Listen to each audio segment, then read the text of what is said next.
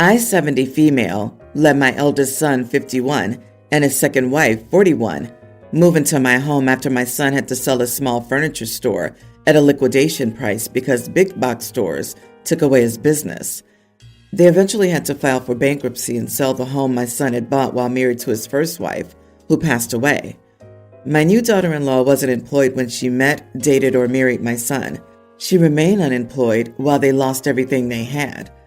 I believe if the daughter-in-law had gotten a job, they could have avoided bankruptcy and kept their home. I know my son was distraught to lose the home he had shared with his first wife.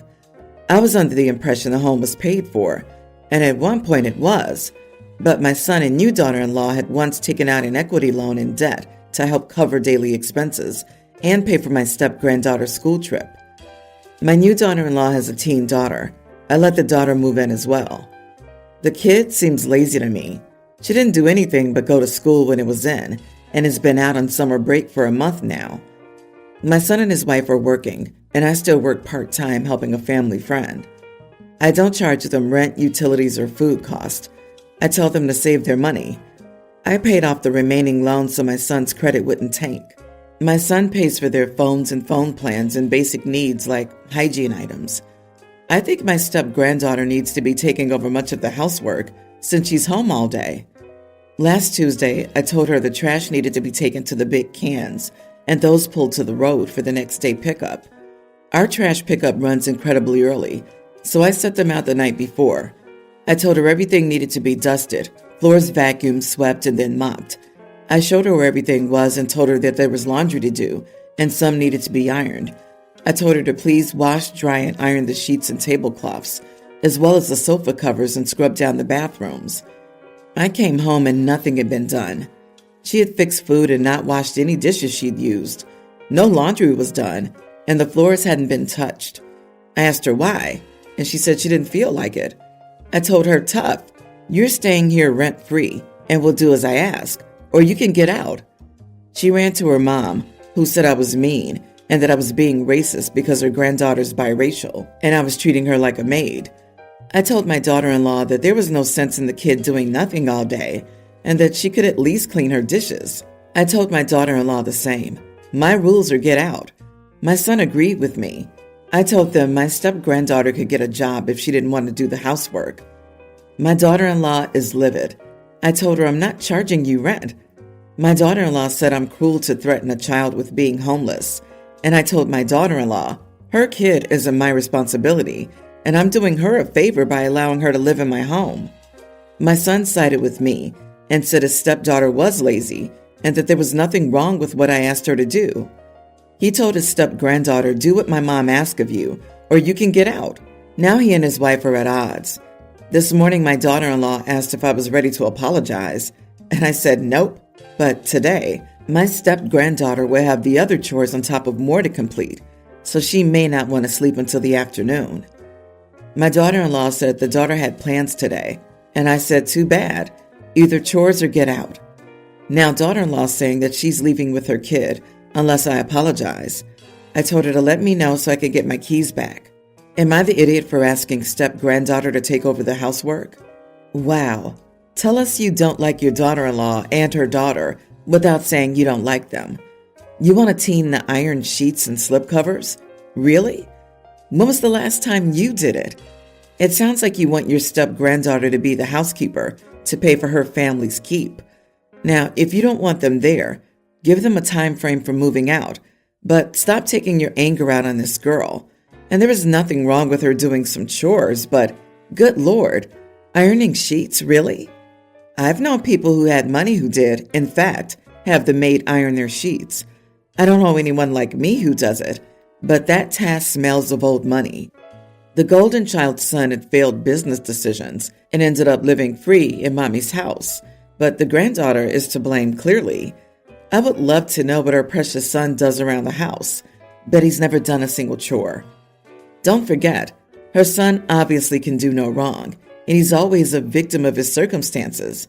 She sounds like a nightmare with a 51-year-old crybaby. You are the idiot, because your scapegoat for your resentment about your adult son's poor choices and money management is a child. At no point has one single school trip been the reason someone is bankrupt, but you seem happier to blame his wife and child and big box stores than the 51-year-old man you spawned.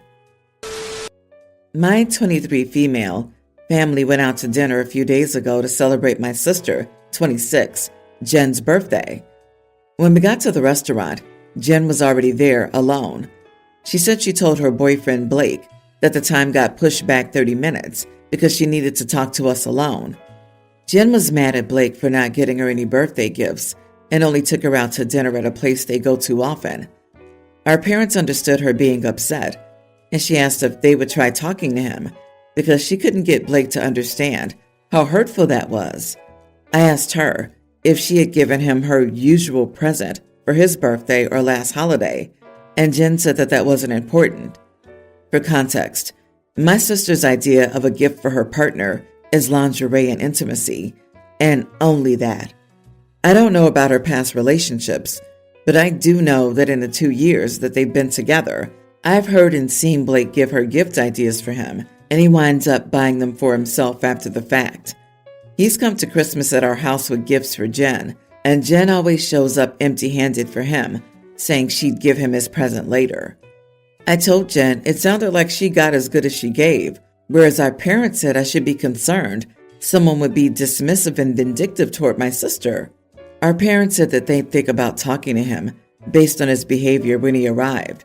So I texted Blake that Jen was setting him up for a lecture. He wound up not showing up. Last night, Jen called me angry. She saw my text to him and realized my text was the reason he canceled and accused me of not having her back.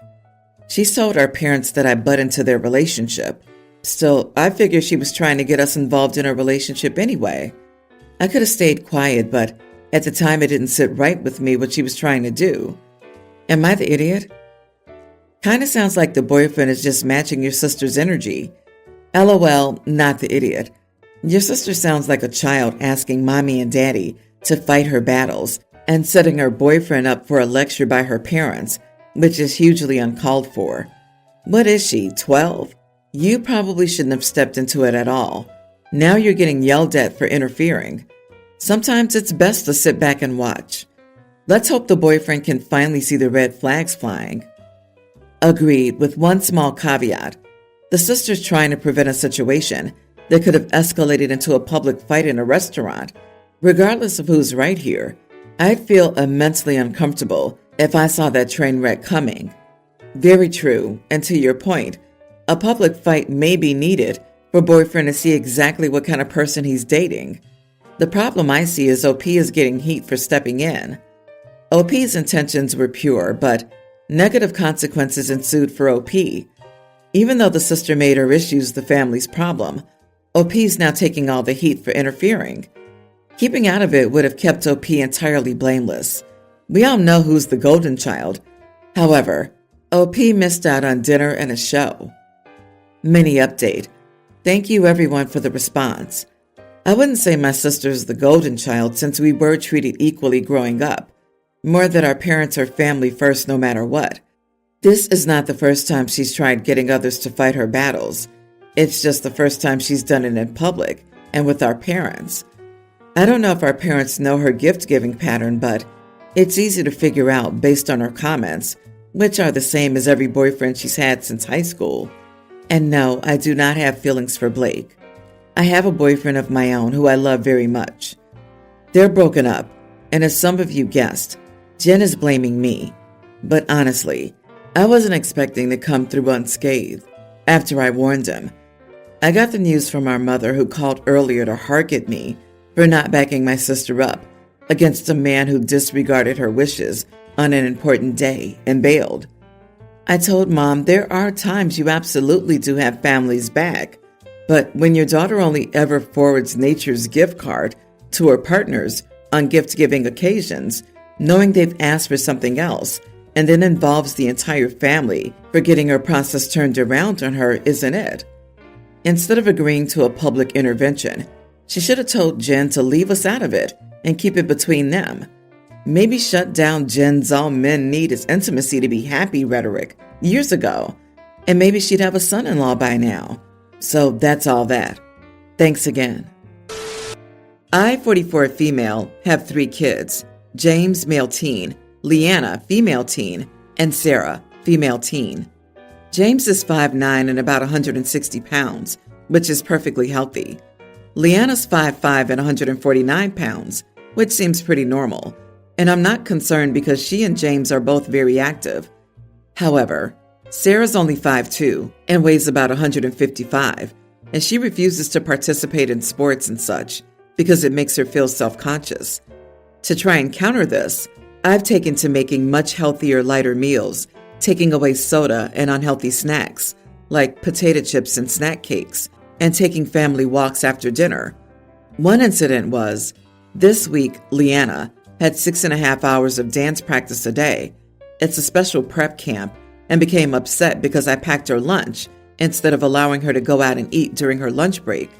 I packed her a salad and a few turkey wraps most days, along with a few sides like hard-boiled eggs. I gave her enough food to have energy during practice, but she became mad because the dance team at her school has a habit of all going out to eat in small groups, sometimes as one big group, and basically carb loading and eating all the junk food they want during intensive weeks and days like these, because all the calories will burn off anyways. My husband, 44, took her side. My husband says it's unfair to be so strict with James and Leanna, who are much more active than Sarah. He told me that I shouldn't be expecting my more active children to eat the same diet as Sarah, and that I was setting unfair expectations among my eldest 2 children. In addition, he told me that I shouldn't be completely banning sweets from the house because James and Leanna know how to eat them in moderation.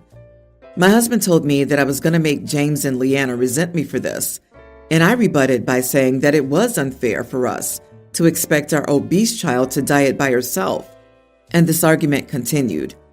Am I the idiot for forcing my whole family to eat healthy? You are the idiot.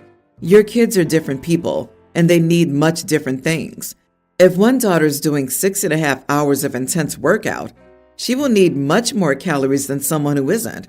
As a recent teenage girl, fitting in with the group is so much more important than you realize. Also, lunch is very likely their only social time, so if her friends are going out and she isn't getting that connection either. I packed her a salad, a few turkey wraps most days, and a few sides like hard-boiled eggs. Eating a salad and hard-boiled eggs and then doing intense exercise would make me throw up. She needs carbs. Also, if she's dancing for 6.5 hours, what you're giving her isn't nearly enough. You shouldn't force your older 2 kids to diet when they don't need to. Your husband's right here, and you need to listen up. I'm extremely concerned about the protein focus in the foods she describes and the attitude towards carbs. Carbs are not the enemy of a healthy diet. I battled an ED for more than 20 years because of the narratives around food created by my mother. Don't even get me started on the obnoxious family walks that mysteriously appeared anytime I gained 2 pounds. Seriously. Also, even according to BMI, this tween isn't obese. She's just overweight. It's unfair for us to expect our obese child to diet by herself. I hope you aren't saying that in earshot of your youngest child, because it isn't healthy either. I understand you want to do the right thing, but you're going the wrong way. Get some advice from a dietitian so you can guide her in eating without making her feel bad or punishing your entire family. My brother Nikki, 25, is married to Liza, 24, female. They were at my parents' house on Sunday for dinner, and Liza really annoyed the crap out of me, something that isn't new, and I said something in anger, and I might be the idiot for it, maybe. So, Liza has a wealthy family. They paid for her and her siblings' college expenses 100%. They paid for Nikki and Liza's house. They paid for their wedding. They're paying for 1 year of their son's wedding this summer. They can afford all that. Liza's always been very open about it if you're trying to give her the benefit of the doubt. She never hid the fact that she came from money and was never shy about saying her parents paid so much for her and her siblings. Liza doesn't understand that we're not all that lucky. I'm 19, female, and I work full-time. I still live with my parents. We couldn't afford college. I didn't get the grades for a scholarship. Struggled enough through school and getting into massive debt for college when I could end up flunking seemed like a bad move for me. So I focused on working, and I applied for a couple of training programs close to my parents' house so I could try and do better without risking debt for nothing. Liza looks down on me so hard for living with my parents and for not going to college. On Sunday, she talked about how all her siblings attended college, how 3 of them are still in college, living there and doing just fine, how they'll be able to buy houses right out of college, and how even she and my brother could do it. My parents said politely that not everyone can do all that, but then she talked about being 19 and not in college or living alone, and how I should try so much harder. I snapped at that moment and told her, we can't all have rich parents who can afford to pay our way through college, for our weddings, and for our houses. I told her my parents didn't have that kind of money, and neither did I, so we were doing our best in this darn economy. Liza told me I was just lazy and making excuses, and then stormed out. Mickey left a while later, and he was pretty quiet. Liza used his phone to send me 30 texts 3 days later, demanding I apologize and tearing me a new one for not doing it without being told. And I know it was her because she texted in a very specific way. Am I the idiot? Not the idiot. In fact, she's the one who owes you an apology for how she treats you. Unfortunately, many people take their fortune for granted. Kudos to you for realizing that college may not be for you at this time or ever, and for trying to figure out your path. Here's the apology I would send. I am sorry. I'm sorry that you've been handed so much for free that you have no understanding for how the majority of the people in this world have to work to get by. I hope you do your best to rectify this.